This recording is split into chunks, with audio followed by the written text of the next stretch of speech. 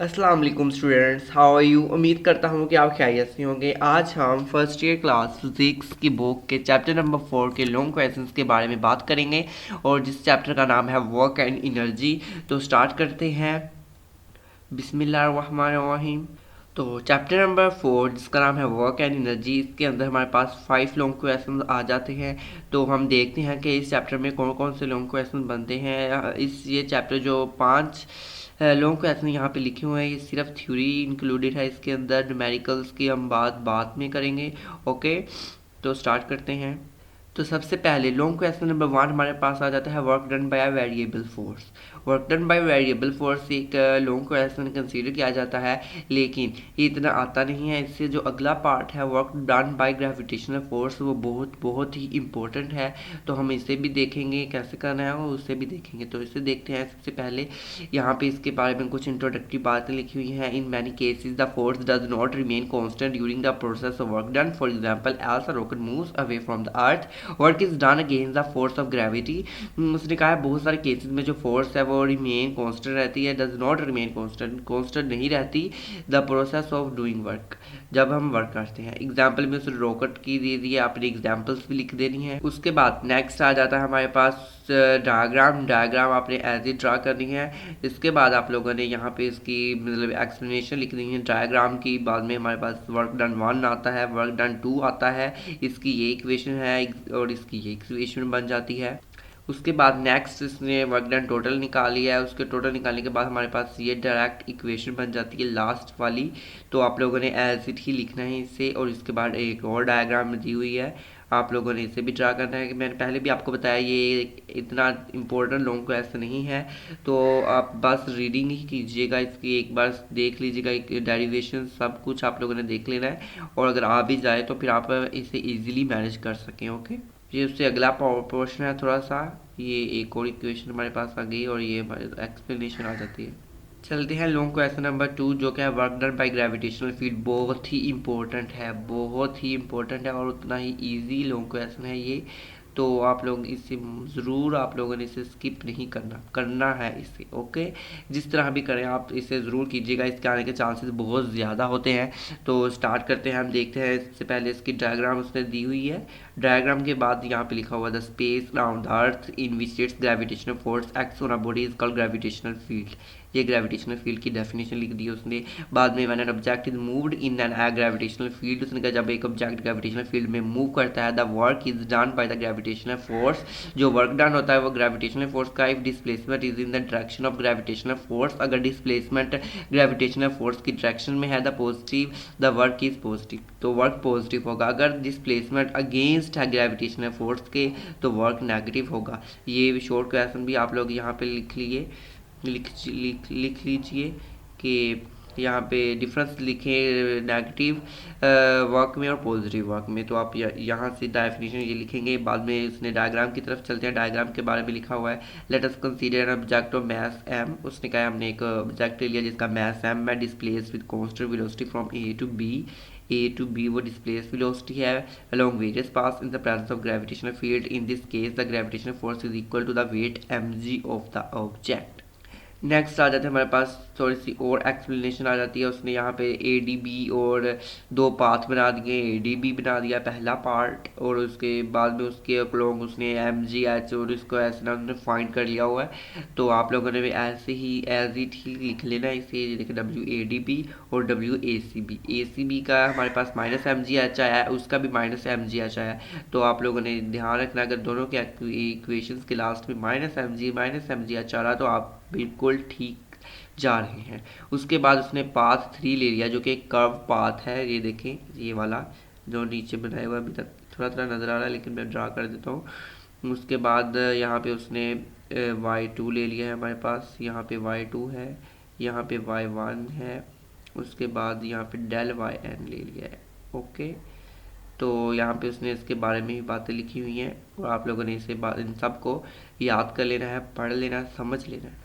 उसके बाद W A B work done along A to B find करने पे भी हमारे पास minus M G H answer आ रहा है। उसके बाद यहाँ पे डेफिनेशन दी हुई है, work done is the gravitational field is independent of the path followed. उसके बाद ये एक कंजर्वेटिव डेफिनेशन है, कंजर्वेटिव फील्ड की डेफिनेशन आप लोगों ने इसे भी याद कर लेना है। ओके, नेक्स्ट आता है long question number 3, that is absolute potential energy. Absolute potential energy भी एक इंपॉर्टेंट लॉन्ग क्वेश्चन कंसीडर किया जाता है, लेकिन ये बहुत ही लंबा क्वेश्चन चला जाता है, इसके आने के चांसेस 50% होते हैं। इंपॉर्टेंट है लेकिन ना, अगर पेपर लेंथी देना होना तो फिर ये इस चैप्टर से ये वाला टॉपिक कंसीडर किया जाता है।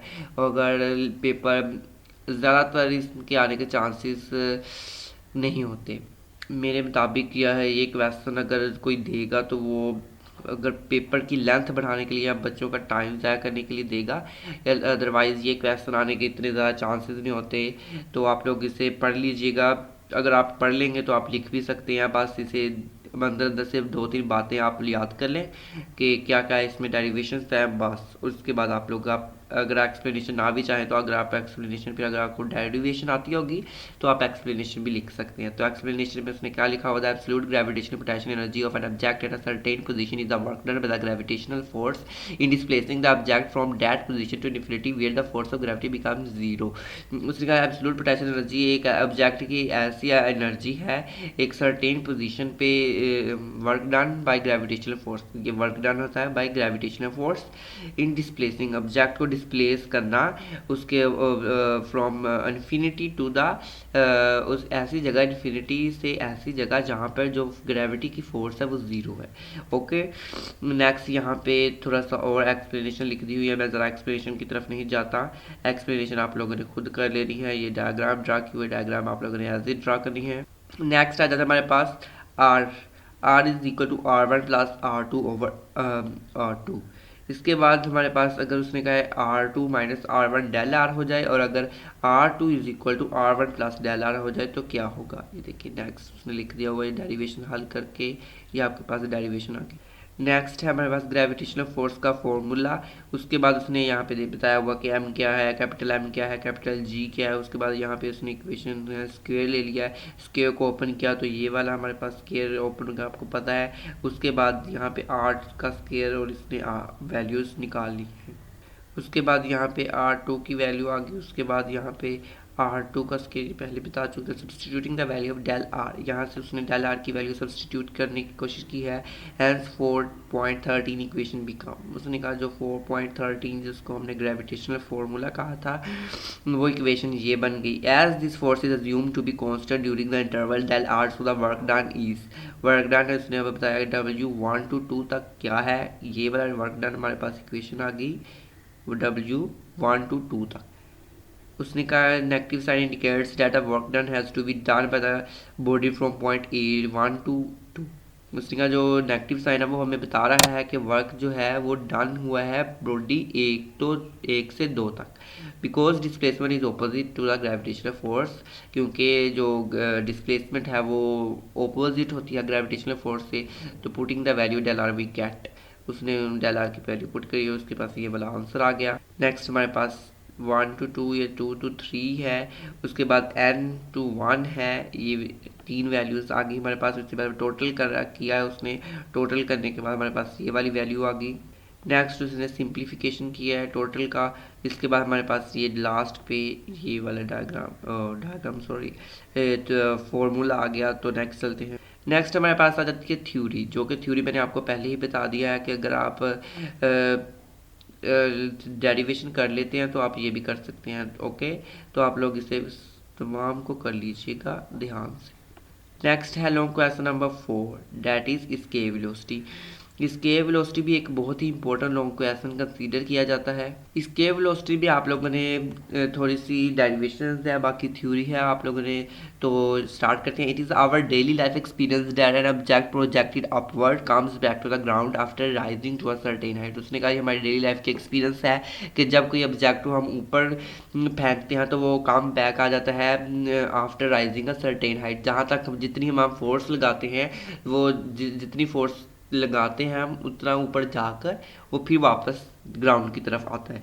With increase initial velocity the object rises to the greater height before coming back. उसने कहा है कि अगर हम इंक्रीज्ड वेलोसिटी है तो ऑब्जेक्ट जो होगा वो ग्रेटर राइजेस होगा और हाइट होगी बिफोर कमिंग बैक, नीचे आने से पहले। If we go on increasing the initial velocity of the object, उसने कहा अगर हम उसकी इनिशियल वेलोसिटी बढ़ाते जाएंगे, स्टेज काम से एक ऐसी स्टेज आएगी जहाँ से वो दोबारा ग्राउंड की तरफ वापस नहीं आएगा, और ऐसी पॉइंट को या ऐसी फोर्स को हम स्केल वेलोसिटी कहते हैं। यह स्केल वेलोसिटी की डेफिनेशन है, आप लोगों ने कर लेनी है। उसके बाद scale velocity corresponds to initial kinetic energy gained by the object. ये इनिशियल काइनेटिक एनर्जी का फॉर्मूला लिख दिया यहाँ पे। उसके बाद यहाँ पे इंक्रीज इन पोटेंशियल एनर्जी है, यहाँ पे ये फार्मूला लिखा हुआ है। उसके बाद उसने बताया हुआ कि एम और capital R are the message and the radius of the earth respectively. The body will escape out of the gravitational field if the initial kinetic energy of the body is equal to the increase in potential energy of the body in lifting it up to infinity. Then उसने कहा infinity तक हम लेके जाएंगे, तो ये देखें 1/2 mv scale escape is equal to हमारे पास ये फॉर्मूला है। उसके बाद यहाँ पे उसने स्क्वायर रूट लेके यहाँ पे डायरेक्ट लिख दिया हुआ है। उसके बाद यहाँ पे हमारे पास डायरेक्ट जो फॉर्मूला बनता है वो 2gr है, और इसकी वैल्यू आप लोगों ने याद कर लेनी है। एमसीक्यू उसके लिए बहुत ही इंपॉर्टेंट इसकी वैल्यू आती है कि आप बताएं कि अप्रोक्सीमेटली वैल्यू क्या है। तो आप लोगों ने याद करना है कि 11 किलोमीटर पर सेकेंड। नेक्स्ट हमारे पास लॉन्ग क्वेश्चन नंबर 5 है, that is inter conversion of potential and kinetic energy. Inter conversion of potential energy and kinetic energy एक बहुत ही इंपॉर्टेंट लॉन्ग क्वेश्चन है, लेकिन इसके आने के चांसेस भी 60 या 70 तक हैं as compare to the scale velocity. And जो सबसे दूसरे नंबर पे work done by gravitational field हम पढ़ के आए हैं। इससे भी स्टार्ट करते हैं। इसकी ये डायग्राम है, डायग्राम ड्रा करेंगे। अगर आपको डायग्राम समझ लगी तो ये पूरा क्वेश्चन एज इट ही समझ ला जाता है हमारे पास। उसके बाद यहाँ पे उसने डायग्राम की एक्सप्लेनेशन दी हुई है। ये एक ईजी लॉन्ग क्वेश्चन कंसीडर किया जाता है। इसमें एज कोई रॉकेट साइंस नहीं यूज़ करनी पड़ती कि ये कहाँ से आ गया, ईजी है, आप लोगों ने इसे ऐसे ही याद कर लेना है। नेक्स्ट मेरे पास ये लास्ट पे फॉर्मूला बनता है बाद में, kinetic energy is equal to 1/2 mv c square is equal to 1/2 m multiply 2gh। इसके बाद हमारे पास mgh फॉर्मूला बन गया। नेक्स्ट हमारे पास ये फॉर्मूला था। उसके बाद हमारे पास ये फॉर्मूला बनता है बाद में, loss in potential energy is equal to gain in kinetic energy plus work done against friction. तो लॉन्ग क्वेश्चन तो ख़त्म हो गए हैं। अब हम देखते हैं यहाँ से शॉर्ट क्वेश्चन। मैं आपको पिछली वीडियो में मैं चैप्टर नंबर 3 की वीडियो में मैंने आपके शॉर्ट क्वेश्चन के निशान लगवाए थे, यहाँ भी लिखवा देता हूँ कि बहुत सारे इंपॉर्टेंट जो लॉन्ग क्वेश्चन बहुत ही रिपीट होते हैं। पहला तो नहीं है, दूसरा वेरी इंपॉर्टेंट, तीसरा भी नहीं है, चौथा, पाँचवा बहुत ही इंपॉर्टेंट है, छठवां नहीं है, 7 बहुत ही इंपॉर्टेंट है। नेक्स्ट हमारे पास 8 वाला आ जाता है। 8 वाला में ये एमसीक्यूज में आ सकता है, तो आप एमसीक्यूज के लिए 9 वाला बहुत ही इंपॉर्टेंट, 10 वाला भी बहुत ही इंपॉर्टेंट है। अब न्यूमेरिकल्स की तरफ चलते हैं। न्यूमेरिकल नंबर 1 पे टिक करें, 2 पे क्रॉस करें, 3 पे टिक करें, बहुत इंपॉर्टेंट, 4 पे टिक करें, 5 वाला भी बहुत इंपॉर्टेंट है, ये 6 वाला क्रॉस, 7 वाला टिक, 8 टिक, 9 टिक, 10 क्रॉस। इस चैप्टर से न्यूमेरिकल्स ज़्यादा आने के चांसेस हो जाते हैं क्योंकि इसमें न्यूमेरिकल्स 15 है, बहुत ही इंपॉर्टेंट है। Thank you so much for watching my video. Please like share comment and subscribe to my channel. अल्लाह हाफिज़।